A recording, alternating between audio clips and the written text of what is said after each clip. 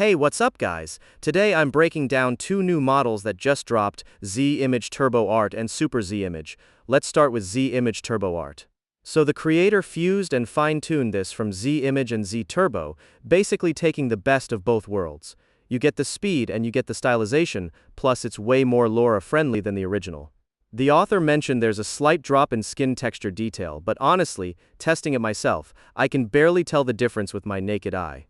Now, if you've played with the base Z-Image model, you know it's painfully slow. But this Turbo Art version? Just 8 steps and you're done, quality's still there though. So yeah, highly recommend checking this one out. Now, Super Z-Image. This one also doesn't need a ton of steps. It's a bit slower than Turbo Art, but you get better randomness in the outputs and more fine details. Alright, let's pull up some side-by-side comparisons and see how they actually look.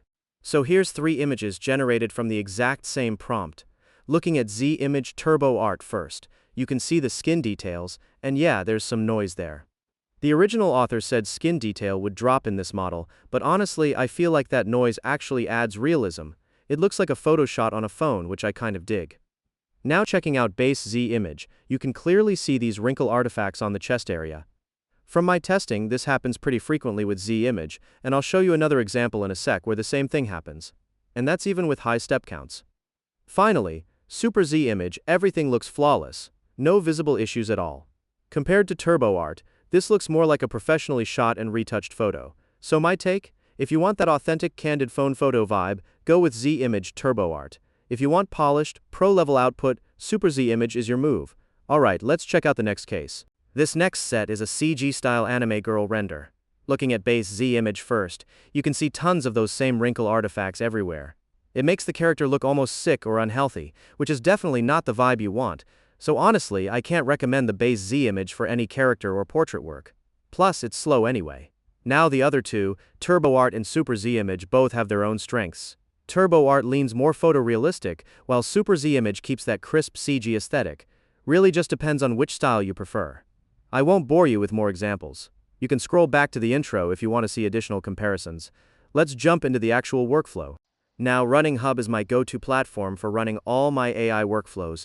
Every new workflow I build, I drop it there first. So if you want to try out this talking head setup yourself, check the link in the description. It's the easiest way to get started without dealing with local installs. Alright, let's check out the first section. This is where you input your generation prompt and set your image width and height. This group switcher lets you pick which model group to run.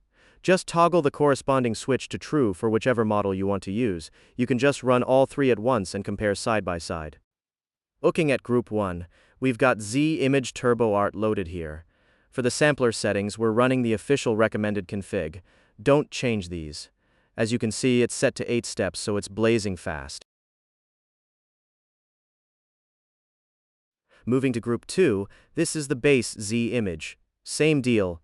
Official sampler settings, but check this out. It's running way more steps, so generation is going to crawl. Don't touch the parameters here. Now group 3 is Super Z-Image. You can see it doesn't need crazy high step counts, fast enough to keep your workflow moving, but the quality is still there. Honestly, this is the sweet spot, so I'd recommend spending more time with this one. Finally, we've got this last section for image concatenation. If you're running all 3 models at once and want the 3 outputs stitched into one big comparison grid, just flip this group switch to true. If you don't need it, just leave it as is. Alright, that's pretty much it for this video. If you want to try this workflow yourself, I've dropped the link in the comments, feel free to grab it. If this helped you out, hit that subscribe button, and I'll catch you in the next one.